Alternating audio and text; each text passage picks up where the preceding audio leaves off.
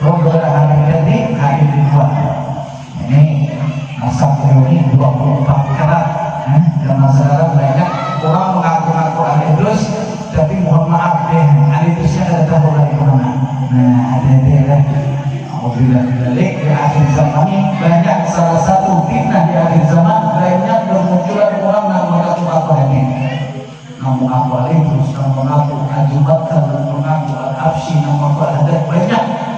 Nah, tapi kalau bulan sidin ini asli 24 karat nasab sidin kita catat di pondok satu terpampang, insya Allah. Bahkan untuk memastikan berapa tahun sekali ada penonton, insya Allah memastikan meminta ngarang anak sidin.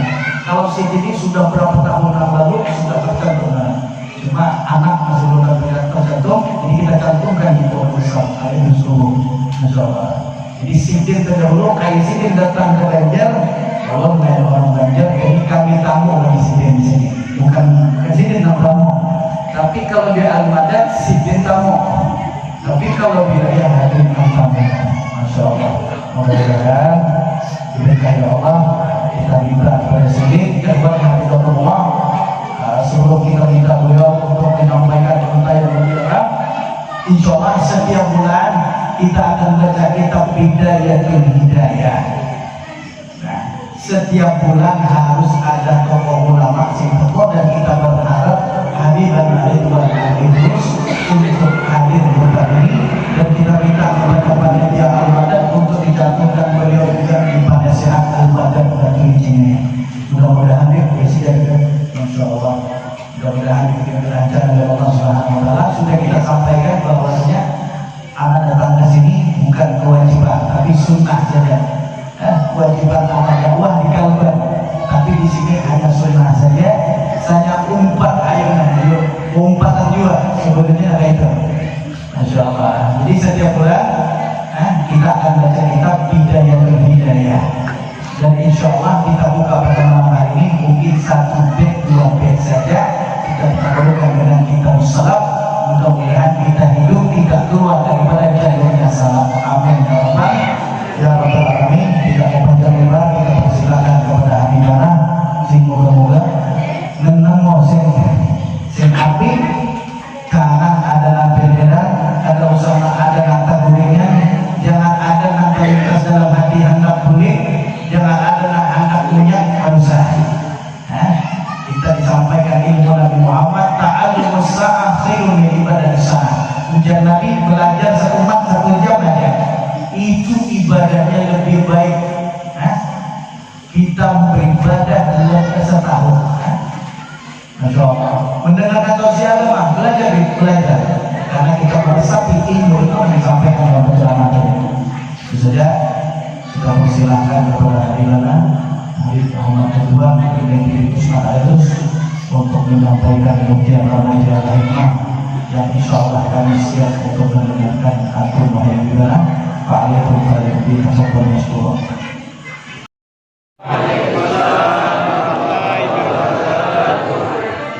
Alhamdulillah hamdan yuwafi ni'amahu wa yukafi'u mazidah. Allahumma shalli wa sallim ala sayyidina Muhammadin tibbil qulubi wa dawaiha wa afiyatil abdani wa shifaiha wa nuril absari wa diyaiha wa qudil arwahi wa ghidaiha wa ala alihi wa sahbihi wa sallim amma ba'du. Yang sama-sama kita muliakan, yang kita hormati dan kita cintai ahli bait Rasulullah sallallahu alaihi wasallam, wabil khusus khatibul majlis al-madad, akhina fillah walillah ad-da'i ilallah al-habib Ishaq bin Abdul Qadir al-Idrus. Mudah-mudahan sidin selalu panjang umur, sehat walafiat, diberi ketabahan, kesabaran di dalam memimpin kita agar kita lebih dekat kepada Allah dan lebih cinta kepada baginda Rasulullah SAW. Amin ya rabbal alamin. Yang saya hormati dan sama-sama kita muliakan para alim ulama, para tokoh agama, bil khusus sesepuh kita Kiai Al-Ansori dan sepuh-sepuh yang lain, tokoh-tokoh masyarakat yang lain yang saya tidak bisa sebutkan satu persatu. Mudah-mudahan semua dalam lindungan taufik hidayah Allah Subhanahu wa taala. Bapak-bapak, ibu-ibu, hadirin wal hadirat rahimakumullah.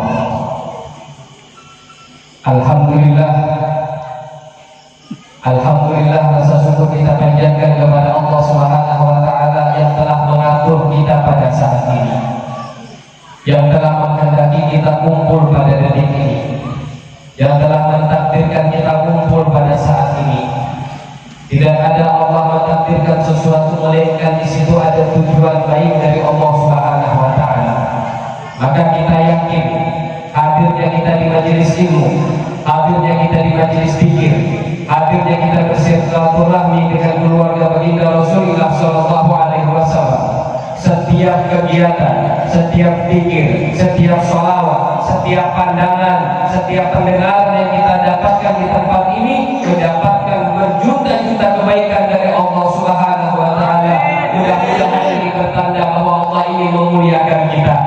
Ini memuliakan kita dengan berkumpul di tempat mulia. Allah kumpulkan kita kembali di surga di tempat yang paling mulia bersama orang-orang mulia, bersama baginda Nabi besar Muhammad sallallahu alaihi wasallam. Amin amin ya rabbal alamin.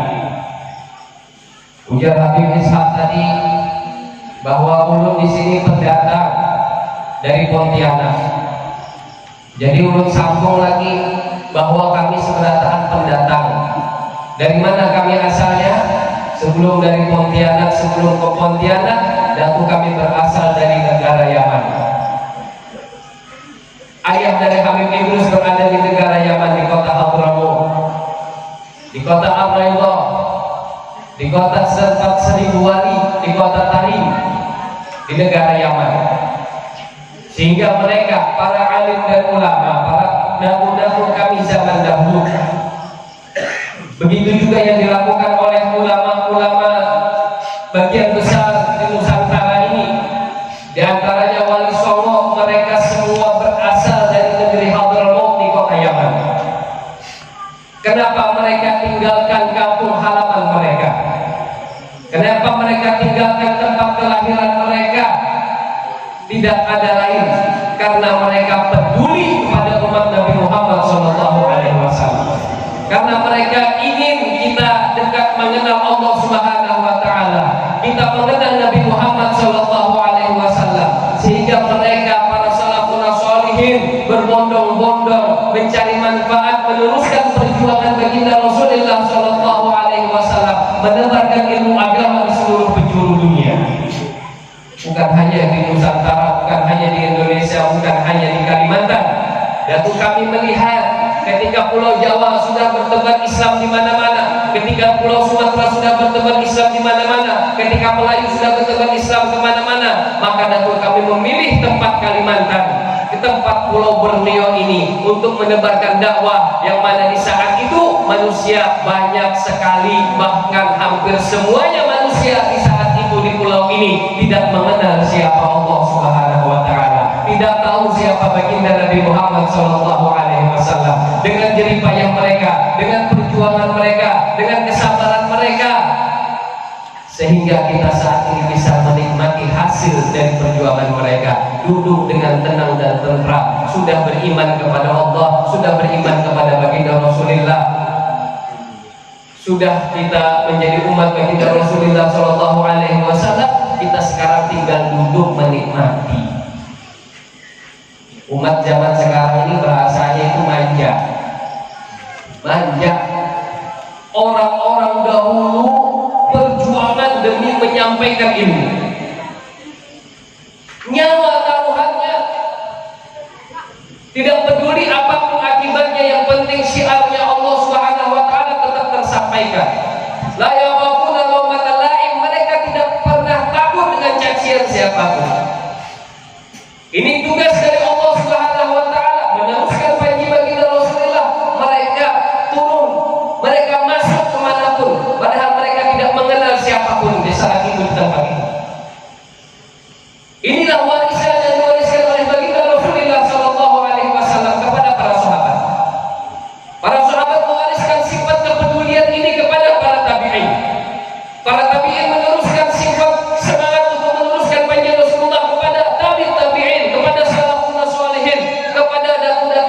sampai saat ini rasa peduli itu ada pada keturunan-keturunan beliau, di antaranya Habib Ishaq, Masya Allah, datang sendiri jauh-jauh melewati 2 provinsi, mulai Kalimantan Barat ke Kalimantan Tengah, baru sampai ke Kalimantan Selatan. Kenapa?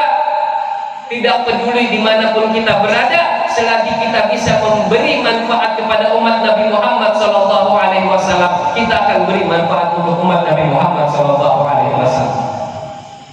Ini adalah warisan yang ada di dalam perasaan jiwa seorang pendai, khususnya dari zuriat Nabi SAW. Mereka peduli terhadap umat. Mudah-mudahan kita bisa istiqomah. Amin ya rabbal alamin. Kalau tiap koler datang ke majelis Al-Mada, padahal tinggal menyebelah aja di muka rumah, atau berjalan kaki sampai, atau paling jauh naik sepeda motor sampai, ingat akan perjalanan sini berapa jam nih? 38 jam. Bu, 38 jam di atas mobil. Kalau naik mobil. Kalau naik pesawat transit 2 kali. Harus dari Pontianak ke Jakarta dulu, dari Jakarta ke Banjarmasin, Banjarmasin baru ke sini. Transit 2 kali baru nyampe. 1 kali transit itu minimal stop 3 jam. Itu minimal. Duduk di bandara, ngobrol-ngobrol di bandara, tunggu penerbangan berikutnya. Demi siapa? Demi menyapa pian di sini. Yo, Habib Ishaq datang, ya Allah, perjalanan sidin 38 jam. Ya apa? Masa saya cuma 5 menit aja nggak bisa datang? Sudah tinggal datang, duduk, dapat ilmu, dapat pahala, dapat makan, dapat barokah, saya malas. Ada ya orang malas masuk surga? Ada orang malas masuk surga? Ada gak? Banyak. Itu tadi di jalan saya ketemu. Saya kira tadi banyak motor. Oh, mungkin sini tempatnya. Bukan. Kok nggak ada yang pakai kopiah? Saya terus, oh di sini tempatnya. Banyak motor juga, banyak juga majelis, tapi majelisnya berbeda. Di sini mencari ridho Allah Subhanahu wa taala. Di sini mencari syafaat baginda Rasulullah sallallahu alaihi wasallam melalui ahlul bait Rasulullah sallallahu alaihi wasallam. Sayyidina Abu Bakar As-Siddiq. Tahu enggak Sayyidina Abu Bakar As-Siddiq? Sayyidina Abu Bakar ini sahabat yang paling dekat sama Nabi. Saking dekatnya sahabatan Nabi Muhammad dengan Sayyidina Abu Bakar, Sayyidina Abu Bakar ngasih anaknya untuk Nabi Muhammad. Sehingga Sayyidina Abu Bakar selain sahabat mendapatkan peringkat lebih, yaitu mertua Nabi Muhammad. Saking sahabatannya itu. Pernah nggak sampean punya dengar orang bersahabat, saking dekatnya dikasih anaknya? Coba sampean yang mau bersahabat sama saya, kasih anak sampean sama saya, mau nggak? Mau. Saya nggak mau. Gak berani maksudnya. Lama saudara Muhammad. Ini saking dekatnya sahabat Nabi Muhammad sehingga dikawinkan Rasulullah SAW dengan putrinya Sayyidina Abu Bakar As-Siddiq yang bernama Siti Aisyah. Dia saking dekat. Bahkan kedekatan sahabat Nabi Muhammad SAW dengan Sayyidina Abu Bakar As-Siddiq dapat pujian dari Allah Subhanahu wa taala, persahabatan yang diakui oleh Allah. Allah menyebut dalam Al-Quran, "Idh qala li sahibihi la tahzan innallaha ma'ana." Allah mengatakan kepada sahabatnya Nabi Muhammad yang mengakui bahwa Sayyidina Abu Bakar adalah sahabat Nabi Muhammad, Allah langsung, jangan takut, yang menemani Nabi Muhammad SAW ketika dikejar oleh kaum kafir Quraisy. Nabi bersembunyi di Goa Sur, di Goa Sur, dan di Goa itu Nabi SAW bersembunyi berdua dengan Sayyidina Abu Bakar As-Siddiq. Sayyidina Abu Bakar sangat takut. Kenapa? Karena orang yang mengejar Nabi SAW sudah berada di mulut goa. Nabi dengan Sayyidina Abu Bakar sudah berada ada di dalam goa. Bahkan dalam riwayat, andai kata orang kafir Quraisy itu menengok ke bawah untuk menengok apa isi goa itu, menengok begini aja, melihat goa itu, maka akan kelihatan Nabi Muhammad sama Sayyidina Abu Bakar. Sayyidina Abu Bakar melihat kaki-kaki orang yang siap membunuh Nabi, ini dapat sayembara ini. Yang dapat menemukan Nabi Muhammad hidup atau mati akan diberi hadiah 100 ekor onta. Dan musuh ada di depan mulut gua, kakinya udah kelihatan. Sayyidina Abu Bakar kemana? Takut luar biasa. Kenapa? Bukan takut terhadap dirinya, tapi takut kepada Nabi Muhammad SAW. Lalu ditenangkan dalam firman Allah Subhanahu Wa Taala, la tahzan, jangan sedih wahai Abu Bakar, jangan kau takut, sesungguhnya Allah bersama kita. Barulah Sayyidina Abu Bakar tenang. Yang menemani hijrah Nabi SAW, sahabat paling dekat, bahkan sampai saat ini kubur beliau pun berdampingan dengan kubur Nabi Muhammad SAW. Orang yang paling tahu persis siapa baginda Nabi Muhammad. Kalau sampean kan naksir misalnya sama cewek, pengen tahu karakter cewek itu, atau pengen tahu apa yang disenangi sama cewek itu, kita apa yang kita lakukan? Masa tanya langsung sama ceweknya kan? Mungkin malu kan? Pasti kita sharing dengan sahabatnya, dengan temannya. Kamu kan temannya si dia tuh, kamu tahu nggak? Saya ini mau belikan makanan. Kira-kira makanan apa yang paling disenangi sama teman kamu? Dia yang paling tahu temannya. Oh, masalah makanan, kamu belikan mie ayam itu loh yang ada di sini itu paling senang dia. Oke, siap. Kan gitu. Mau belikan hadiah, tanya lagi sama temannya, hadiah apa yang disenangi sama teman kamu itu? Mau apa-apa selalu tanya.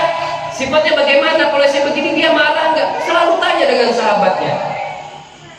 Ini Rasulullah, ini Nabi SAW dekat dengan Sayyidina Abu Bakar As-Siddiq. Maka kalau ingin tahu sesuatu yang menyenangkan Nabi Muhammad, sesuatu yang membuat Nabi Muhammad, yang membuat sedih Nabi Muhammad, maka tanya dengan Sayyidina Abu Bakar As-Siddiq.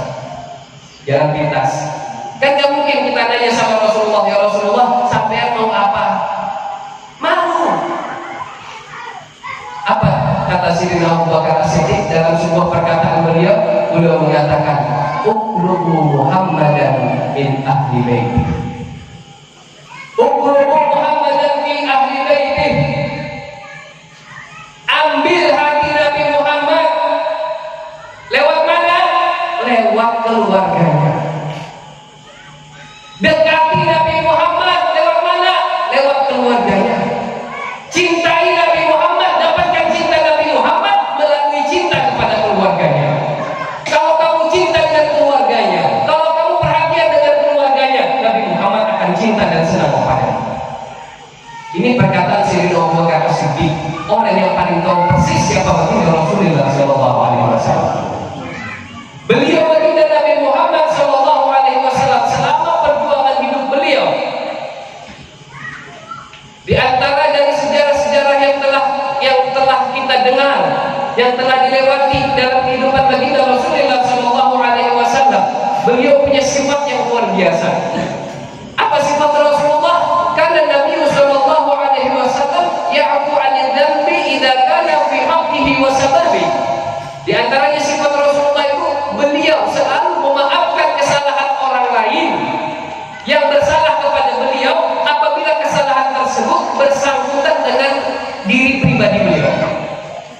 Siapapun yang bersalah dengan Nabi Muhammad dimaafkan sama Nabi. Yang pernah meludahi Nabi Muhammad dimaafkan.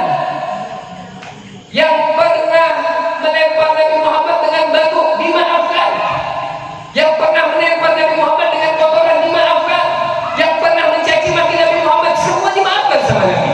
Bahkan dibalas dengan sebaik-baiknya balasan perbuatan mereka sama Rasulullah SAW. Selalu memaafkan. Tapi apabila kesalahan, tapi dari sifat Rasulullah berikutnya, wa idza qudiya amrullah lam yakun ahadun lil ghadabi. Tapi apabila kesalahan tersebut menyangkut kepada syiarnya Allah, menyangkut kepada agama Allah, menyangkut kepada hukumnya Allah, maka tidak ada satupun yang bisa menahan kemarahan Nabi SAW. Beliau marah apabila yang diganggu adalah agama Allah. Dan beliau marah apabila yang diganggu adalah keluarga beliau. Ya kan? Secara nalar logika ini aja nyambung. Bapak, ibu kan punya anak, Bu. Ya kan? Rela nggak anaknya ibu disakiti orang? Nggak rela. Setiap ibu masih berkata, ketika anaknya sakit, ibu masih mengatakan dan berdoa, ya Allah, biarkan aku yang sakit, jangan anakku. Ya Allah, nimpahkan penyakit ini kepadaku, jangan kepada anakku. Inilah yang dirasakan oleh Nabi Shallallahu Alaihi Wasallam, sehingga ini membebani diri Nabi Shallallahu Alaihi Wasallam dan tersimpan di dalam hati Nabi. Ketika tersimpan di dalam hati Nabi Shallallahu Alaihi Wasallam, Allah yang menyuruh untuk mengungkapkannya.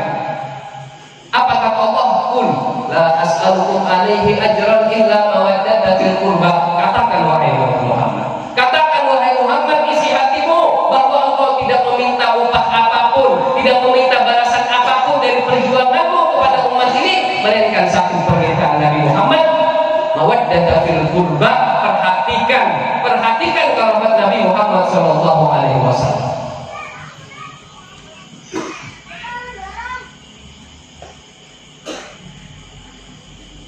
Dulu ada seorang sahabat yang pernah memanah Nabi Shallallahu Alaihi Wasallam ketika perang. Sebelum Muslim, sebelum dia masuk Islam, waktu itu dia berada di pasukan kafir. Dia panah Nabi Shallallahu Alaihi Wasallam, panahnya meleset, sehingga gigi geraham Nabi Shallallahu Alaihi Wasallam patah. Ada yang mengatakan pelipis Nabi Shallallahu Alaihi Wasallam terbuka, hampir membunuh Nabi.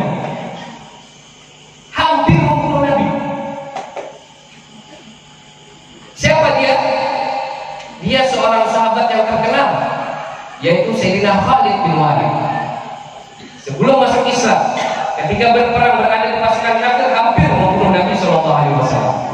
Ketika masuk Islam, disambut oleh Nabi dengan gembira, dimaafkan semua kesalahannya sebelum Islam, diampuni semua kesalahannya sebelum Islam, disambut gembira sama Nabi Shallallahu Alaihi Wasallam. Padahal ini orang hampir membunuh Nabi.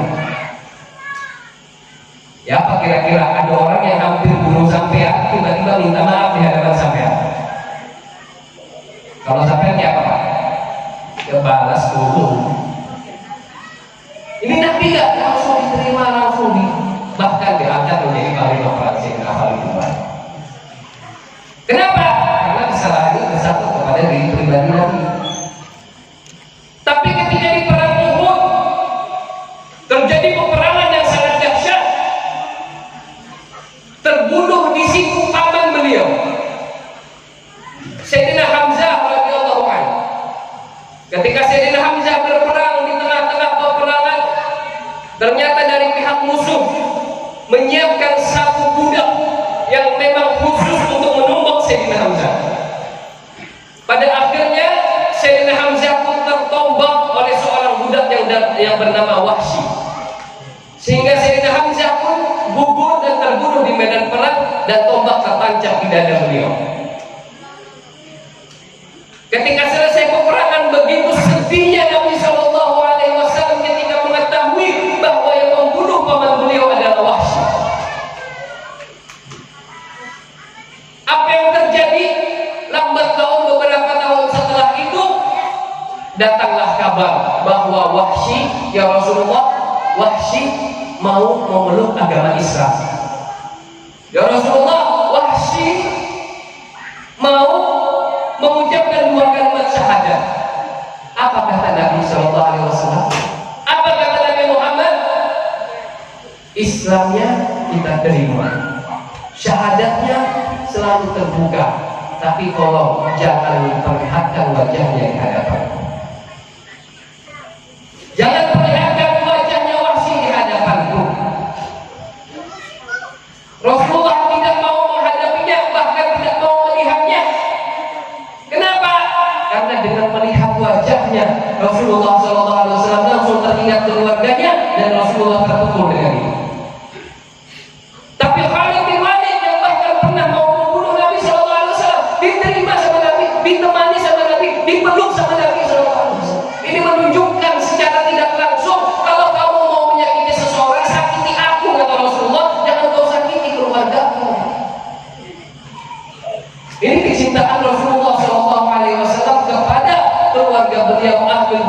beliau, sehingga Sayyidina Abu Bakar memperhatikan ini semua, dan pada hasilnya Sayyidina Abu Bakar mengatakan, "Uqrubu Muhammadan fi ahli baiti." Dekatilah Nabi Muhammad, ambil cinta Nabi Muhammad melalui kita mencintai ahli bait Nabi Muhammad sallallahu alaihi wasallam. Alhamdulillah. Apa kata beliau lagi? An asila ila qarabati Rasulillah ahabbu ilayya mimman asila ila qarabati. Menyambung tali silaturahmi dengan keluarga Rasulullah lebih aku senangi daripada menyambung tali silaturahmi dengan keluarga aku sendiri. Keluarga Rasulullah. Alhamdulillah sekarang ini biar tidak menyambung tali silaturahmi dengan keluarga Rasulullah, tapi keluarga Rasulullah yang menyambung lawan dia. Sidin yang datang untuk menyambung tali silaturahmi dengan dia. Nikmat apa yang Allah berikan kepada kita? Begitu besar Allah karuniakan nikmat kepada kita. Begitu besar keagungan yang Allah berikan kepada kita. Begitu besar yang seharusnya kita yang datang kepada mereka, kita yang sowan kepada mereka, kita yang bawa buku, bawa kitab, datang ke rumah mereka belajar. Tapi enggak, mereka datang dan mereka melajari kita. Kalau kita masih malas menuntut ilmu, ada tahu lagi sudah berkaya. Orang dahulu zaman bahari itu mau menuntut ilmu, subhanallah, ini yang kita hauli siapa beliau? Asy-Syaikh Muhammad Arsyad bin Abdullah Kalamkain Al-Banjari. Tahu nggak dengan beliau? Mufti Banjar terkenal di seluruh Melayu, bahkan di dunia tercatat nama beliau, kealiman beliau, ilmu beliau bagaimana, bahkan kewalian beliau bagaimana jasa beliau di Kalimantan Selatan. Asy-Syaikh Muhammad Arsyad bin Abdullah Kalamkain Al-Banjari, beliau meninggalkan kota Banjar menuntut ilmu di kota Makkah berapa tahun? Berapa? 20 tahun lebih. Beliau tinggalkan Banjar sampai keluarga di Banjar tidak tahu beliau masih hidup atau sudah wafat. Demi apa? Demi ilmu, demi ngaji, cari ilmu. Kenapa beliau jauh-jauh pergi ke Mekah? Karena di Banjar waktu itu, di zaman itu belum ada ulama. Mau belajar kemana? Mau ngaji kemana? Sehingga beliau tinggalkan kota Kalimantan ini dan beliau menuju ke Mekah Al-Mukarramah, ngaji di sana, nuntut ilmu bertahun-tahun, ninggalin keluarga, ninggalin semuanya, ninggalin masa muda. Demi apa? Demi ilmu. Thalabul ilmi fardhatun, nuntut ilmu itu hukumnya wajib. Orang zaman dulu Syekh Abdul Qadir Al-Jailani sejak usia berapa tahun? 7 tahun beliau sudah meninggalkan rumah untuk menuntut ilmu. Kita tahu semua cerita beliau seperti apa. Yang dipesani oleh ibu beliau supaya jangan berbohong. Nuntut ilmu, meninggalkan keluarga, meninggalkan orang tua demi ilmu. Itu hukumnya wajib kita lakukan. Kita harus menempuh perjalanan untuk mencari ilmu. Kita cari kemanapun ilmu berada, kita kejar. Ini kewajiban kita. Tapi zaman yang sudah terbalik yang membuat kita manja, sehingga ilmu yang datang ke kampung kita, ilmu yang datang ke tempat kita, dan kita tinggal menghadiri majelis ilmu. Kalau kita masih malas, sungguh kita betul-betul menggugurkan kewajiban Allah Subhanahu wa Ta'ala. Allahumma shalli ala Muhammad. Semangat untuk ilmu, ayo. Setelah lebaran, setelah bulan suci Ramadan, setelah lebaran, ayo kita bangkitkan semangat baru dalam pembukaan majelis ini. Niatkan dalam hati kita, saya tidak mau ketinggalan majelis dalam kondisi apapun. Niatkan saja, niat aja.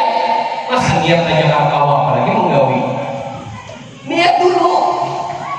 Ada apapun, urusan apapun, dalam kondisi apapun, selagi saya ada di sini dan majelis masih berdiri, saya akan niat hadir.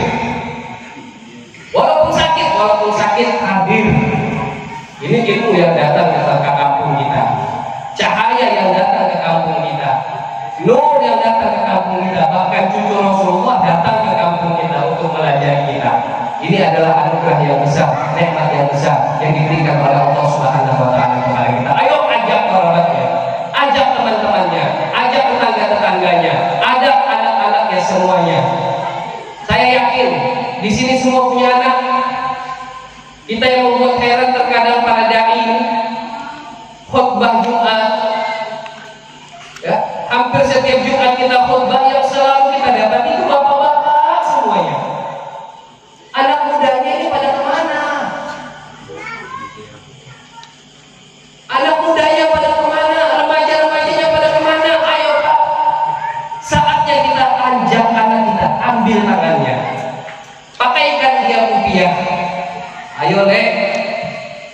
ikut sama bapak ke pengajian, ikut sama bapak khutbah sholat Jumat, ikut sama bapak ngaji. Ajak, ambil tangannya Pak, jangan hanya disuruh, jangan hanya diperintah, jangan hanya dimarahi, enggak, ambil tangannya, ajak. Mumpung bapak masih hidup, mumpung bapak masih sehat, ayo ikut sama bapak. Biasakan ambil tangan mereka dan suruh mereka duduk di samping kita.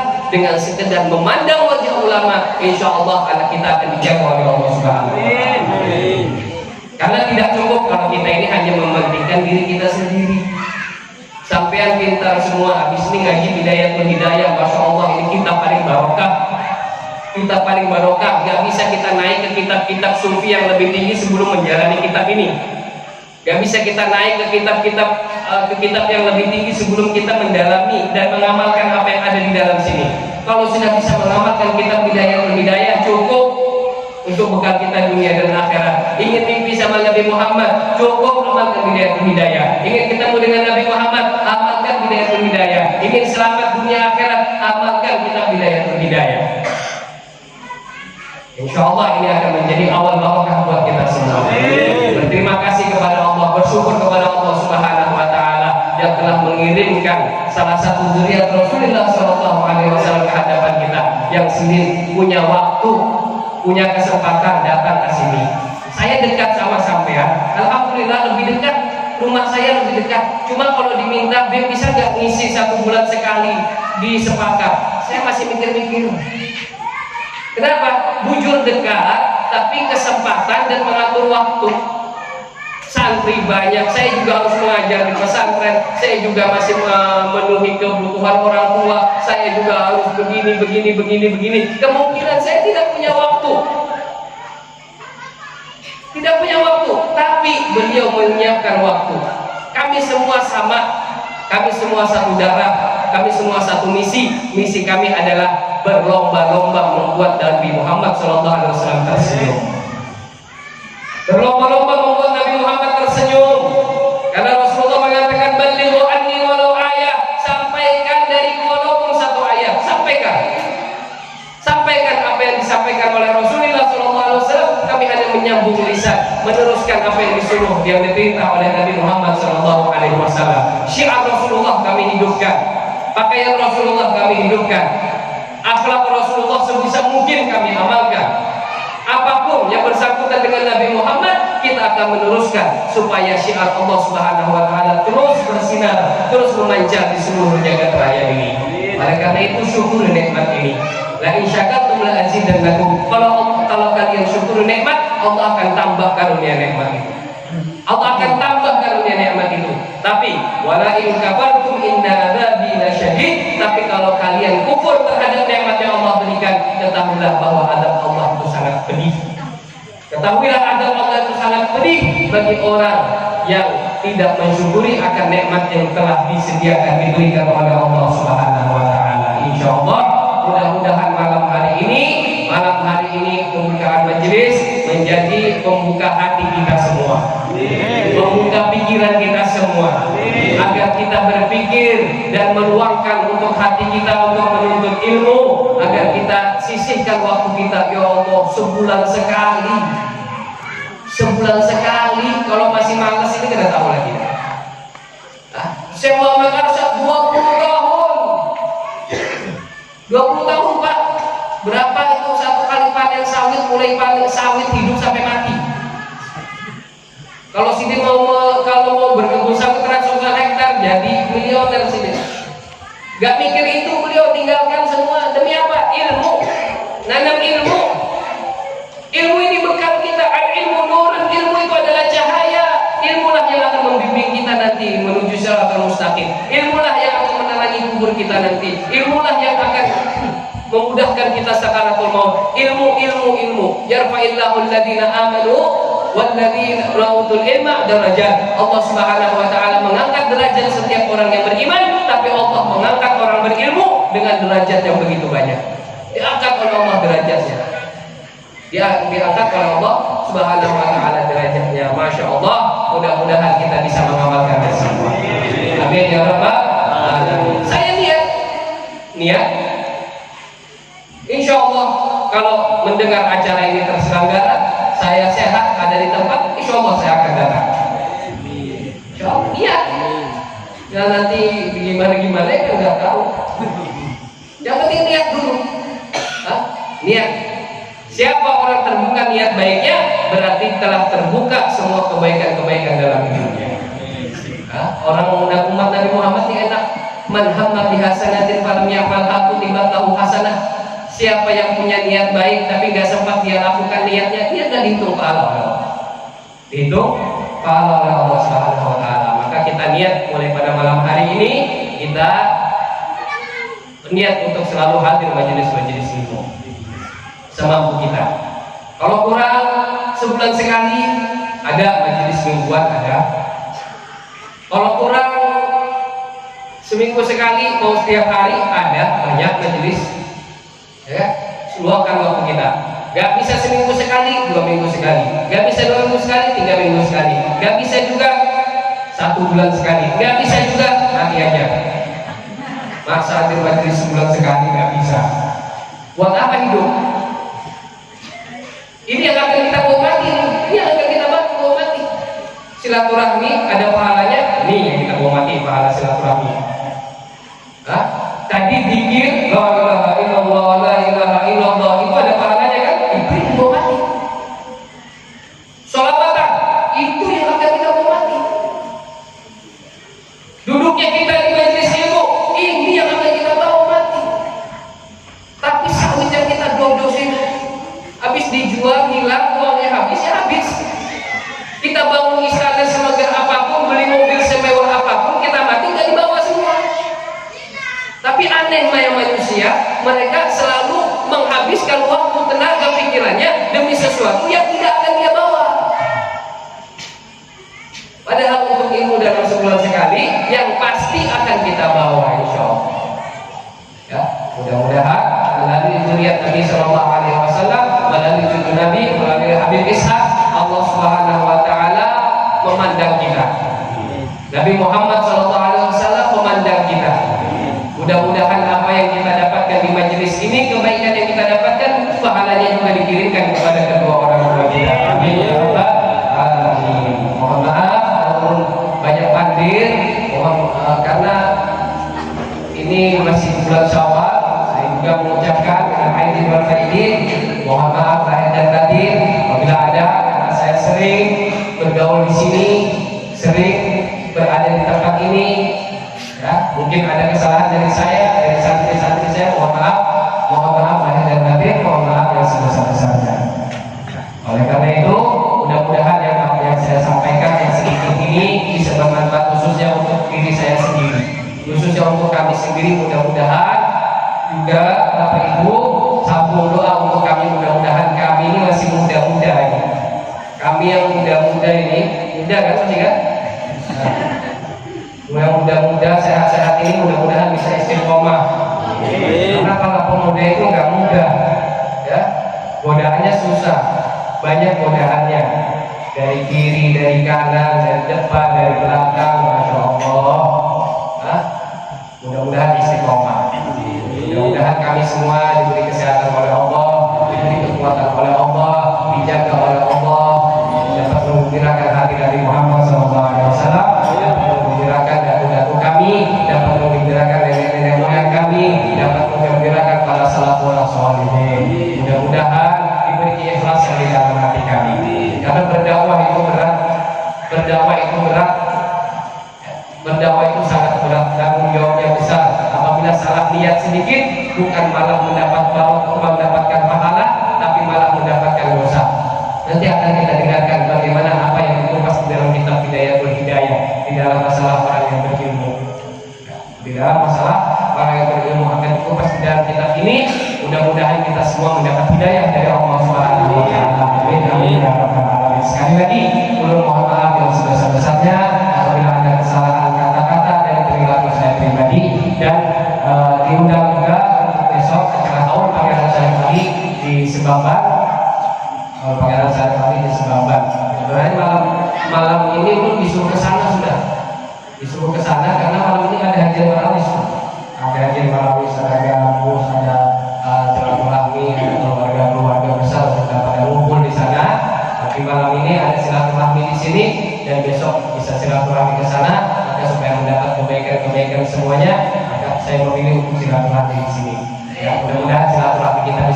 lanjut kita terhadap majelis ini dipandang oleh Allah Subhanahu wa taala, kita saling mencintai karena Allah Subhanahu wa taala. Mudah-mudahan mendapat cinta dari Allah Subhanahu wa taala. Allah mengatakan dalam diskusi wajib mahabbati lil mutahabbina fiyya, wajib mendapatkan cintaku kata Allah bagi orang yang saling mencintai karena Allah Subhanahu wa taala. Mudah-mudahan segala hajat kita dikabulkan oleh Allah, segala dosa-dosa kita diampuni oleh Allah, segala doa-doa kita dijawab oleh Allah, yang sakit diberi kesembuhan oleh Allah, yang punya hajat dikabulkan oleh Allah, yang punya masalah diberikan jalan keluar oleh Allah Subhanahu wa taala. Amin ya rabbal alamin. Rabbana atina fid dunya hasanah wa fil akhirati hasanah wa qina adzabannar. Wa sallallahu ala sayyidina Muhammadin wa ala alihi wa sahbihi wasallam. Walhamdulillahi rabbil alamin. Hadza minni wa a'tuikum. Assalamualaikum warahmatullahi wabarakatuh.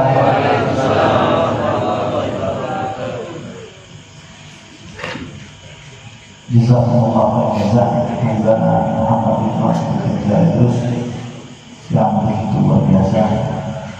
Sebelumnya kalau aku pribadi masih kurang awas dari sini, tidak ada sampai subuh. Saya tahu ya, mudah-mudahan dia juga sama hari ini hendaknya sampai subuh. Masya Allah, mudah-mudahan apa yang kami sampaikan dalam sesi ini menjadi penyebab kita mendapatkan taufik hidayah dari Allah, sehingga terdapat hati kita ini akan menggawi apa yang saya sampaikan. Amin ya Allah. Insyaallah sih kita berdoa, doakan kami dan sini masih muda-muda. Kalau kata Habib, Siti ini muda sudah jadi, apalagi Tuhan makin tambah jadi. Insyaallah ini ada peribahasa tua-tua berarti makin tua makin jadi. Habib kita tadi doakan biar begini Tuhan, maka nasi Allah dia ternyata lain. Masya Allah. Nah, mudah-mudahan Allah berikan kepada umur sehat walafiat kepada beliau. Amin ya rabbal. Sebenarnya apa yang saya sampaikan cukup sudah menutup acara kita pembukaan pada malam hari ini, sehingga ujar usul fikih itu idza jaa nas faqal qiyas. Kalau sudah ada nas, maka qiyas itu kan dipakai lagi dalam syariat. Diperbolehkan kita itu pakai baras pakai apa karena ada nasnya, maka berkias saja.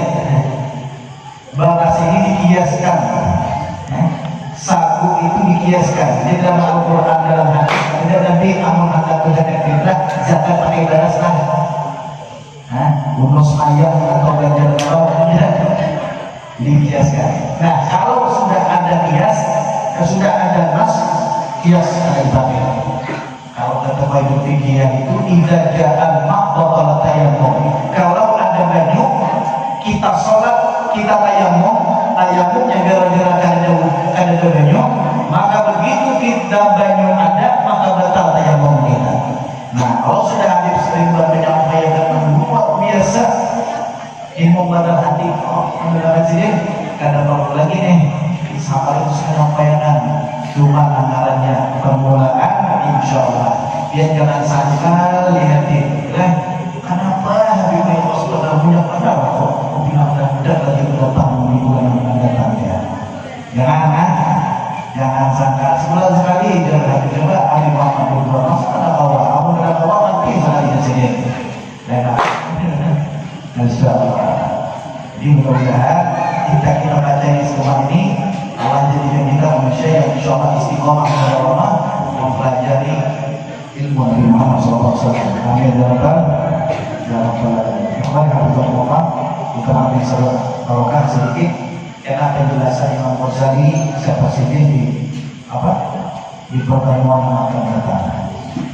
Namanya ta'allum wa ta'lim wa tafawul intiba wal mudakar wal tadhkir wal ifadah wal istifadah wal hadha tamassuki fi kitabillah wa sunnati rasulih wa ila huda wa dilalata ala al-khair ittiba' al-hidayah wa maqati wa rabbihi subhanahu wa ta'ala.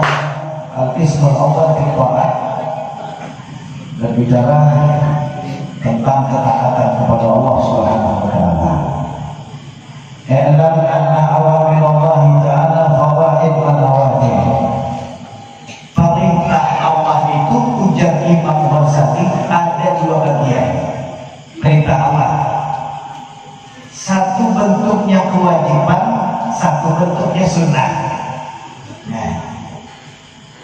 Kalau nang wajib kita gawe dapat pahala, kalau kita tinggalkan rusak kita. Dengan wajib. Kalau nang sunnah kita gawe dapat pahala, kadang gawe kadang dapat dosa. Kalau kayak itu baik, apa faedah kita menggawe sunnah? Sunnah itu digawe kalau biar istiqomah melakukan kewajiban Allah tanpa ada bolong-bolongnya. Nah, insya Allah masuk ke surga. Innallaha la yuhibbul mi'ad.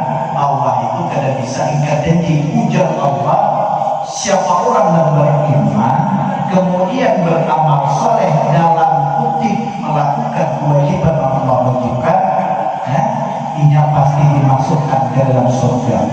Innallaha la yuhibbul mi'ad. Nah, kalau hendak masuk surga cukup bagi anda menggali yang wajib.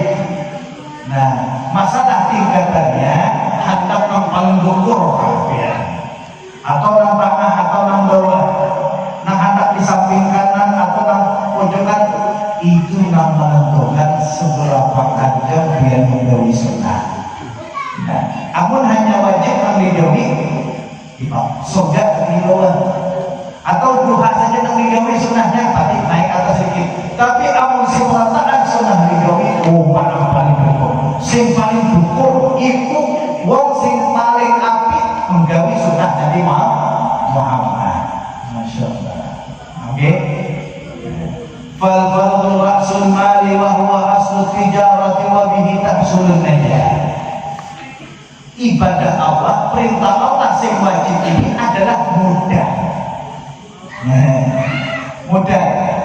Anda dagangan modal itu kewajiban. Masya Allah. Wa huwa aslu tijarah wa bihi tahsulun najah. Maka dengan wajib ini Anda bisa mendapatkan surga Allah. Walaupun tidak tahajud, walaupun tidak duhaan, walaupun Anda tidak mikir, tidak terawih dan seandainya, dengan wajib semua kewajiban digawe, Anda bisa masuk surga. Mudah, utama.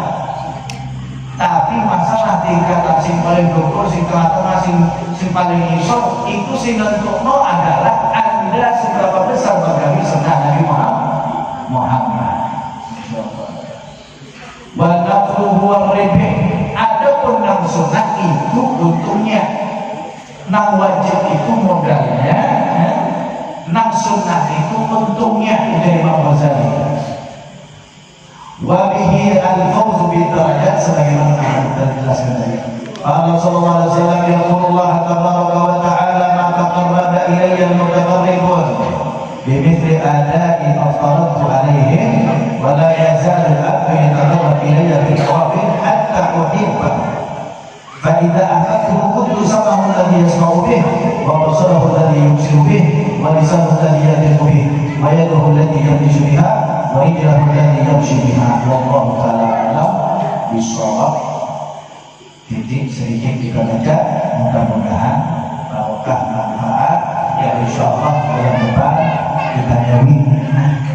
Kami sampaikan lagi, kita sering ulang, jangan pernah dia meremehkan. Ojo pernah meremehkan ibadah kepada Allah, walaupun sedikit, walaupun kecil semua. Masya Allah. Belum bisa mandi kentang kentung apa rebana mari ngono ya ngombe mangan kentang kenting pulang apa kayak masalah jangan inna Allah qabla atarata kita Allah itu menyembuhkan tiga perkara dalam ibadah. Sing nomor pertama Allah khabba'a ridhahu fi ta'ati. Allah menyembunyikan ridhonya di dalam ketaatan. Makanya jangan pernah sampean meremehkan amal takwa ibadah kepada Allah, walaupun itu sekecil semut. Jangan. Apa ya asinan susah. Udah kakak. Kamu apa? Cuma kecil hijau. Ada aja. Di sini ada malam Jumatan atau enggak? Enek malam Jumatan yang sini atau enggak? Kadilan. Jangan pas giliran apa omah sing apik makanan minumannya sing jos minum makanan sing nyaman-nyaman Anda hubungan rame. Ayo udah makasih ya. Paha ayam lawan kambing ini lapor. Gak tahunya minggu sing minggu sing akan datang lagi ternyata dikasih Pak Le masya Allah kasih rezekinya pas-pasan. Sing teko kalau ini subuh apa kopi sak gelas, aqua sak gelas, habis itu kering pisang. Dua putih. Masya Allah. Mas, ayo udah satu lagi makan jangan apa. Waduh. Kenapa sebab gak nyaman awak? Karena makanannya cuma boleh pisang. Berarti iman Anda iman pisang. Mau bilang bisa ini. Ada tidak? Jangan berlebihan. Al-Imam Al-Ghazali pengarang kitab Mujaddidul Wahid. Beliau ini mujaddid keempat. Hidup lahir pada tahun 300 lebih, wafat pada tahun 400 lebih. Masya Allah. Al-Imam Al-Ghazali. Beliau ini Masya Allah begitu meninggal karangan beliau Masya Allah kitab Ihya Ulumuddin karangan beliau kitab terpopuler di kalangan para salaf Masya Allah. Ujar Habib Abdullah Al-Idrus Sultan Al-Malak ulama pertama kali jadi Al-Idrus, kalau Anda ingin jadi wali, ingin bersih hatinya, ingin menjadi orang yang hebat alhamdulillah, baca kitab Ihya Ulumuddin. Siapa yang mengarang? Al-Imam Al-Ghazali. Mengarang kitab Al-Basit, kalau dicetak dengan Darul Hikam itu 21 jilid. Kalau Darul Minhaj itu 28 jilid Al-Basit. Al-Basit tulisan beliau, Al-Wajiz karangan beliau 24 jilid. Masya Allah. La Tahzan kitab beliau. Masya Allah. Apa itu? Banyak-banyak kitab beliau. Kitab Bidayatul Hidayah kitab beliau. Masya Allah. Nih, luar biasa. Imam Ghazali begitu meninggal dunia, salah seorang ahli fikih wahai Imam Ghazali waktu senyaman sampai dari Imam Ghazali kertasnya terbuat dari apa? Zabat apa? Terbuat dari mutiara warna hijau. Minumannya susu, tapi susu seperti bukan susu sapi seperti kita ini. Pokoknya habis jus. Yang mau jauh jus, api itu membuang dasar nyaman makan. Sehingga sangatnya empuk, ya. Masya Allah. Nampaknya apa? Sebelah kanan, sebelah kanan, orang bidadari. Sebelah kiri bidadari. Dia apa? Di mukanya ini pelayan-pelayan, di belakang pengawal. Ujar nawali tadi, begi, nyaman sampeannya. Wahai Imam, Anda ini mendapatkan keistimewaan seperti ini kan? Apa resepnya? Cari Imam Ghazali, kau tahu kan? Kau tahu kan? Aku dapat keistimewaan seperti ini bukan gara-gara ibadahku sih luar biasa, bukan gara-gara karomahku sih hebat luar biasa. Dia tahu Imam Ghazali itu beliau berkhidmah dengan gurunya, tugas beliau itu menghidupkan lampu yang di Masjid Jami Damaskus dan mematikan. Masjid Damaskus itu disebutkan dalam sebuah riwayat pada zaman dulu kurang lebih ada 1000 tiang lebih. Setiap satu tiang ada satu lampu yang terbuat dari obor. Kalau sore tugasnya menghidupkan benar, kalau pagi mematikan. Maka suatu ketika Al-Imam Ghazali ada kesibukan, maka kesibukan itu membuat beliau lalai menghidupkan lampu di sore hari, sehingga teman-temannya mengatakan, ya Ghazali, ya Abi Mahayam, ya Muhammad, ya kenapa ada menghidupkan lampu masjid? Astagfirullahaladzim, lupa kok para maghrib sudah di 1000 putih kaya bagian sejak tutup nggak menghidupkan pancis kayak apa jalan hari kan tidak pancis jalan lainnya. Cuma kalau Sidin tulak ke tengah-tengah majlis Damaskus seperti itu, langsung Sidin meniupkan air. Hidup semua ubur-ubur. Awak kita ini hujan tolong jadi kerjaan. Hidup karomah Imam Ghazali. Jadi Imam Ghazali aku dapat keistimewaan ini bukan gara-gara karomat kunang luar biasa, sholat kunang hebat, karangan kunang hebat di mana-mana. Tidak ada satu pondok pesantren kecuali membaca Bidayatul Hidayah. Tidak ada satu orang alim kecuali dia mengikuti Bidayatul Hidayah. Kitab Bidayatul Hidayah tersebar kemana-mana. Ihya Ulumuddin luar biasa. Pujian ulama kepada kitab ilmu luar biasa. Wabihya Ulumuddin tahya ulumuna. Dengan kitab Ihya Ulumuddin menjadi backup total ada hidup hati kita nih. Luar biasa banget. Nang memuji benar-benar betul. Ujian Imam Ghazali, aku masuk surga ini, aku mendapat keistimewaan seperti ini bukan gara-gara kitab kunang harap-harap kayak tapi gara-gara suatu ketika aku mengarang kitab Jamsidin dengan tinta, maka ada lalat nang hinggap menghisap meminum tinta, kemudian aku biarkan ini lalat sampai kenyang. Maka sebab ini aku mendapatkan keistimewaan dari Allah SWT. Aku diridhoi dari dia. Ayo, gara-gara mau dimakan, mau minum lalat dengan tinta sih. Maka sejak apapun ya, jangan biar anda anggap remeh majelis taklim, majelis sahabat dan sedikit itu semua insya Allah tidak situ ada tempat ridho oleh Allah Subhanahu Wa Taala. Mudah-mudahan Allah bermanfaat dan manfaat dari Allah. Rasulullah Nabi Allah Nabi Nabi Allah Rasulullah Nabi Muhammad Sallallahu Allah biarkan Allah dan Allah dan Allah dari kita berdoa kita tidak ingin ada yang terakhir. Kita berdoa kami mengisi memutih dan terpilih itu sendiri. Kemudian Rasulullah Sallallahu Alaihi Wasallam kita kepada terakhir kepada Anda untuk menutup kuis kita pada malam hari ini dengan doa.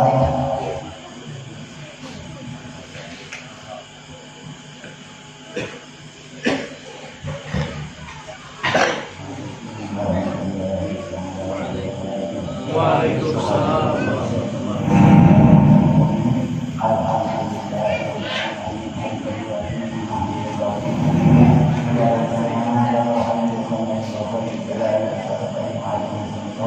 Amin.